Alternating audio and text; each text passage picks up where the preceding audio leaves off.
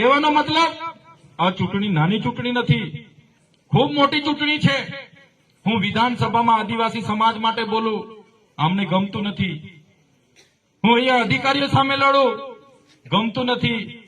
મને શોખ નથી થતો ઉઠી બેઠા પોલીસ વાળા સામે લડાવવાનું, ઉઠી બેઠા જંગલ ખાતા સામે લડાવવાનું, ઉઠી બેઠા જીબી વાળા સામે લડાવવાનું, ઉઠી બેઠા કલેક્ટર હાથે લડાવવાનું, ઉઠી બેઠા મંત્રી હાથે લડાવવાનું।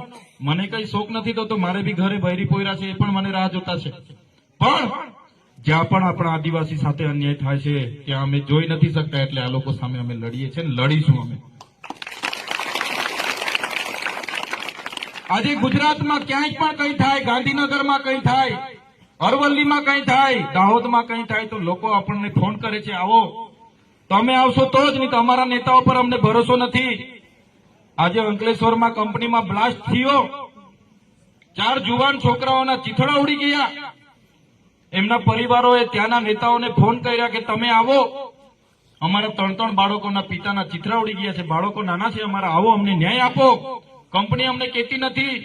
12 વાગ્યાથી થયું, 4 વાગી ગયા, એક પણ નેતા ત્યાં જતો નથી। 4 વાગ્યામાં અમારા પર ફોન આવે, અમારી ટીમ સાથે અમે પહોંચી જઈએ છીએ, નિરંજનભાઈ, દેવાભાઈ, અમે ડોક્ટર સાહેબ બધા પહોંચી ગયા ત્યાં। કંપની વાળાને કીધું તમારા ભૂલના કારણે બ્લાસ્ટ થયો છે, અમારા 4 લોકો મરી ગયા છે, એમના નાના નાના બાળકો છે, એમની બહેનો રડે છે, એમની પત્નીઓ વિધવા થઈ ગઈ, તમે પરિવારને વળતર આપો। કંપની વાળાએ કીધું કે 3.5 લાખ રૂપિયા અમે એમને આપીશું।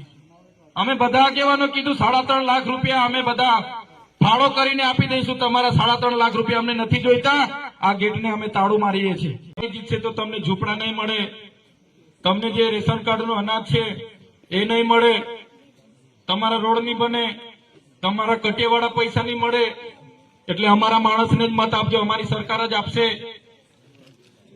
તો હમણાં સુધી તમારા લોકો તમારા ઉમેદવાર નહોતા ત્યારે નહોતા મળતા હતા, તમારી સરકાર નહોતી ત્યારે પણ સરદાર આવાસ, ઇન્દિરા આવાસ મળતા હતા, ત્યારે પણ રેશન કાર્ડનું અનાજ મળતું હતું, એટલે કોઈએ ગભરાવાની જરૂર નથી। આ તમારો ધારાસભ્ય જ્યાં સુધી ઉભો છે, તમારે કોઈને ડરવાની ગભરાવાની જરૂર નથી। ધારાસભ્ય તરીકે બન્યા પછી ગુજરાતમાં સૌથી સારી કામગીરી કરીએ છે, બીજા વિસ્તારો કરતા પણ રોડ રસ્તાની બાબતોમાં લડીએ છીએ, બોલીએ છીએ।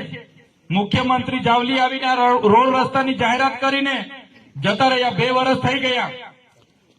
આ વિસ્તારમાં વિકાસની મોટી મોટી વાત થાય છે અને લોકોને ગુમરાહ કરવા માટે એ લોકો આવે છે, કહે છે કે અમારો ઉમેદવાર નહીં જીતશે તો તમને ઝૂંપડા નહીં મળે, તમને જે રેશન કાર્ડનું અનાજ છે એ નહીં મળે, તમારા રોડ નહીં બને, તમારા કટિયાવાળા પૈસા નહીં મળે, એટલે અમારા માણસને જ મત આપજો, અમારી સરકાર જ આપશે।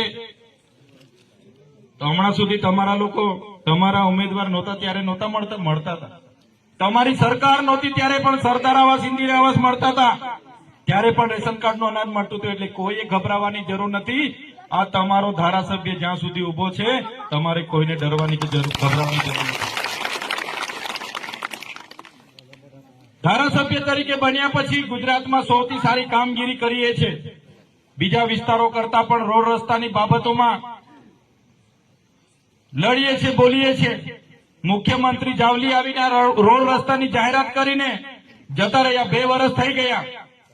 7 થી 8 આટા મુખ્યમંત્રીને મળી આવ્યો મેં રૂબરૂ, આગલા અઠવાડિયે પણ રૂબરૂ જઈને મળી આવ્યો, કીધું કે તમે ત્યાં જઈને જાહેરાત કરી ગયા છો, હું પ્રેસ મીડિયામાં પ્રેસ કોન્ફરન્સ કરી, મુખ્યમંત્રી અહીંયા જૂઠું બોલી ગયા, અમારો રોડ આપો, ત્યારે હમણાં આ રોડ મંજૂર કર્યો છે, હમણાં ટેન્ડર થશે ને આપણો રોડ બનવાનો છે। લડત જે ચાલુ કરી છે તમારા બધાના આશીર્વાદથી પૂરા ગુજરાતમાં, તમારા જ આશીર્વાદ છે કે પૂરા ગુજરાતમાં અમે આમની સામે લડીએ છીએ। લોકસભા વખતે પણ આ લોકોએ મને દબાવવા માટે, હું નથી કર્યું, તમે જોઈ લો, ભાજપમાં લઈ જવા માટે કેટલું દબાણ, ઘરનાને જેલમાં નાખી દીધા, મને જેલમાં નાખી દીધા કે ભાજપમાં આવી જાઓ, લોકસભા લડો, સાંસદ બની જાઓ, ખર્ચો અમે કરી નાખીશું। અમે ત્યારે પણ કીધું હતું, બધા જ લોકો તમારામાં રહેશે તો અમારા આદિવાસી સમાજનું બોલશે કોણ, એટલે અમે તમારી સાથે નથી, અમે તમારી સામે લડવા વાળા લોકો છે। તો કહેવાનો મતલબ સાથીઓ, અમે રાજનીતિ માત્ર ધારાસભ્ય કે સાંસદ બનવા માટે નથી કરતા, અમે રાજનીતિ અને જાહેર જીવનમાં આવ્યા છે તો આપણા લોકોના કામ કરવા માટે આવ્યા છે। આપણા લોકો માટે બોલવા માટે આવ્યા છે, લડવા માટે આવ્યા છે, આપણા લોકોના અધિકાર માટે આવ્યા છે. ત્યારે આજે તમારી સાથે વચ્ચે હું બે હાથ જોડીને વિનંતી કરવા માટે આવ્યો છું. આ ચૂંટણીને નાની નહીં સમજતા. તમારા ગામમાં આ મતદાન કરવા જશો, લાઈનો લાંબી લાંબી હશે.